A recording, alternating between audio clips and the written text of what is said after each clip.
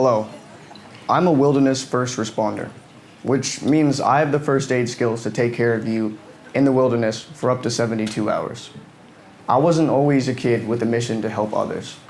My journey on this path started pretty recently. Actually, it started about 2 years ago when I was in 10th grade right here in Indonesia. I was on vacation in the island of Sumbawa. My family and I had rented motorbikes to traverse around, and this was my first time riding a motorbike. We were on our way home and we were navigating on steep and windy roads, and on one of these steep turns there was gravel spread out on the ground. And as I turned, my bike collapsed and spun out and I was forced to leap off my bike. This caused me to get bad road rash burns on my knees, hands, and feet. And probably as many of you know, motorbike accidents and road rash are a rite of passage of sorts for Greenstone high school students. But mine was also the inspiration that got me interested in helping people during emergencies, because I hated the feeling of helplessness and uncertainty on what to do next, and I wanted to do something about it. But if I think about it, my fascination with medical subjects may have started much earlier. When I was born, I had something called Bacterial syndrome, which is a super rare birth defect that only occurs in 1 in 40,000 children. Bacterial itself is an acronym for different systems within the body that can develop abnormalities. And for me, I had what was called tracheoesophageal fistula, which probably sounds like a super complex medical term, but in actuality it meant that my esophagus did not connect with my stomach and instead connected with my trachea or my windpipe. So at 30 hours old, I underwent multiple surgical procedures to correct this. Because my esophagus needed healing after these surgeries, I had to have a feeding tube put directly into my stomach to get me the nutrients I needed to grow. Because of this, I spent a lot of time, quality time, in hospitals surrounded by nurses, surgeons, and doctors who were all dedicated to me and my health. And I believe that this was the foundation for what is now my passion for service and helping people through medical means.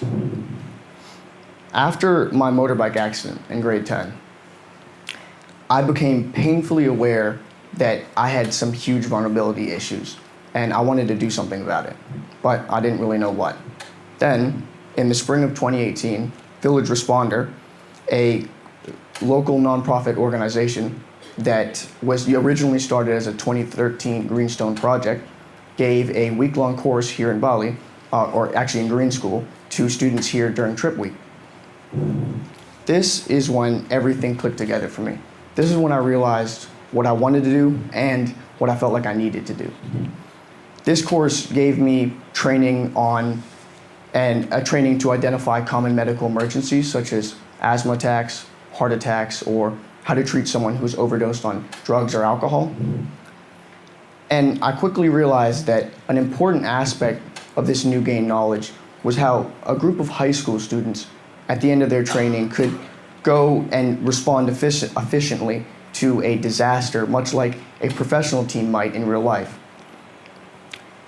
Our final scenario was organized with limited adult oversight, but we were still able to effectively organize ourselves and do what needed to be done. And we were able to respond well to the point that if we had done it in real life, we would have saved some real lives. And we were so good that actually a couple weeks later, we were patients for a parent class, and we had some constructive criticism for them. I feel like everybody walked away from that experience more empowered, and that's when I realized from that point on that I wanted to gain more of these skills, and I wanted to use these skills to do something useful. Then, in December, I was a member of a crew that went to Raja Ampat, specifically to the island of Manyafan. And students on this trip came up with different projects to basically bring to the local people. And you have to understand that Manyafan is a really, really remote location. It took us about 2 planes and 2 boat rides to get there. And because of this remoteness, and that this island actually has a very limited access to medical supplies, I decided for my project to create 12 first aid kits from scratch and to bring these to people there on the island, and I would give them to key locations around there. And these kits, thank you.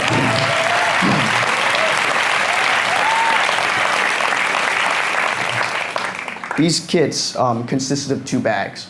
Each kit basically had a trauma bag and a medical bag within it. And the trauma bag was meant for to stop bleeding right after an injury. And so that contained items like gloves, gauze, and medical tape. But the medical bag, on the other hand, was meant for post-injury treatment, like cleaning wounds, or for non-injury-based emergencies. So it held items like betadine, antibacterial powder, an asthma inhaler, and a cleaning brush. This trip also gave me a look into traditional ways of healing, because I saw firsthand how locals use nature to treat injuries. And the thing is that basically local healing is based on a really deep sense of nature, and it uses what's easily available rather than equipment and fancy technology. So the reason this is important for me as a first responder is because you want to be well prepared when dealing with an emergency, and you want to have all the medical supplies you can. But in a lot of instances, you find yourself in a situation where all you end up having with you is whatever is in your immediate surroundings. And visiting these remote locations in Indonesia made me realize that they're really environmentally fragile. And because of this, there's a lot of impending disasters that could wreak some serious havoc in the lives of the local people in these places. And there are a lot of natural disasters basically occurring all over Indonesia on a constant basis. I think, as many of you know, the earthquakes, the volcanoes, the tsunamis that occur pretty regularly or have in the past, and most of you probably know about these. And the thing is, as a young person in green school, I think a lot about how climate change and the disasters that it will bring, and basically what these entail for my future and our future as a whole. And I quickly realized that these disasters are going to be and will be directly connected to first aid, because first responders like me are the initial support for the victims of these catastrophes. And so after seeing these connections, I realized that what I wanted to do with my future was to do and invest my time in being part of this disaster response role. And like I mentioned before, as many of you know, you probably heard that Lombok was struck with several major earthquakes in 2018.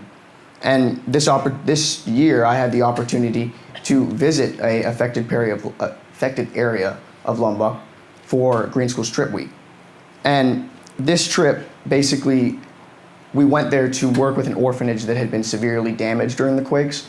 And because we were late to the whole actual earthquake thing, I didn't get the opportunity to use any medical skills here. But the reason this is important is because it gave me a really good opportunity to see how professional organizations deal with these disasters and what support they give to these local communities, and how the local communities in turn respond to this support. And so when I came back to Bali, I designed and taught a disaster workshop. And I worked with Bumi Sehat and Kopernik and Village Responder to create a class that would help educate communities here in Bali on how to deal with disasters.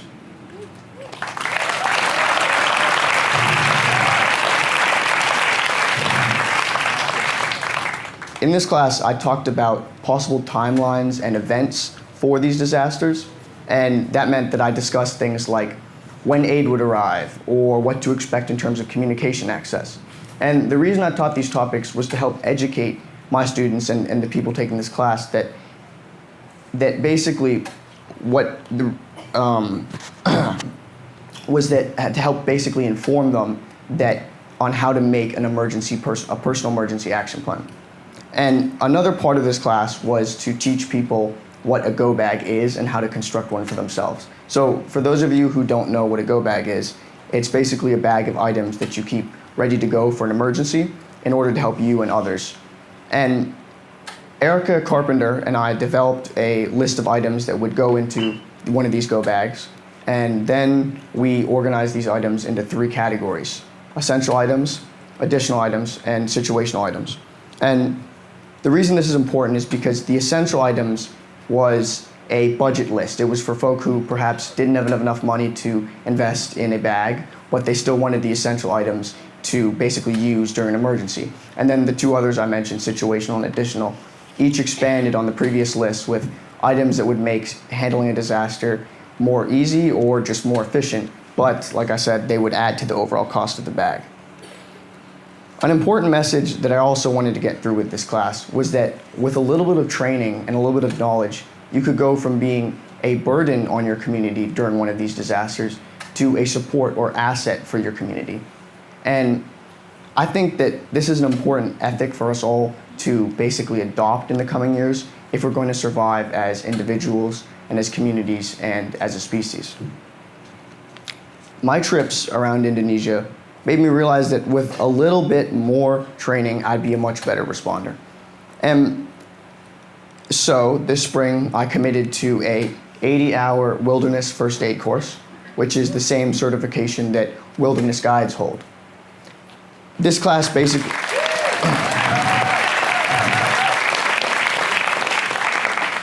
This class gives you the type of training that is really useful in remote locations or in places like Bali, where medical services can be delayed or poor.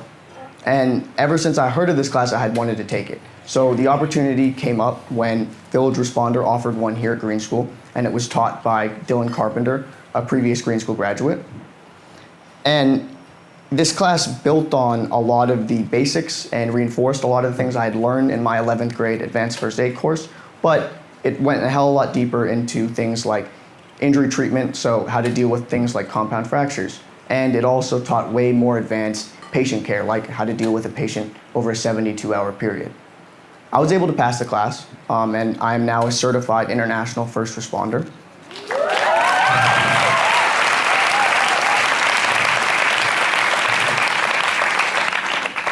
And I feel confident now that I could offer some truly valuable help to anyone who perhaps was in a motorbike or car crash if I came upon it. And that's really empowering for me. And I felt that all my previous learning experiences were steps on this journey, but the intensive training I received through this course felt like a real leap towards my goal of service through medical action. These have been a big couple of years of growth for me, and they've probably changed the course of my life. But my journey does not end here, because like many of the medical professionals who were there for me at my birth, I want to be there for others in their time of need.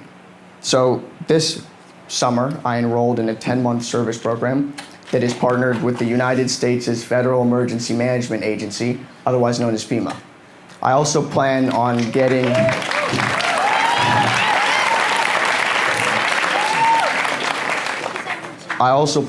certified as an EMT and possibly down the line becoming a paramedic.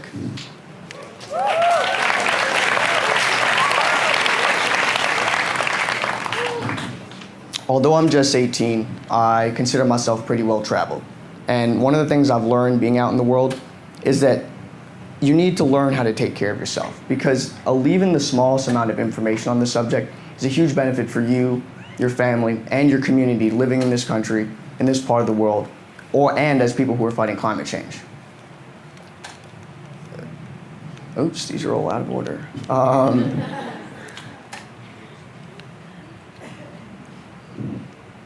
And so, the thing I've truly found doing this type of work is that basically it's a two-way street.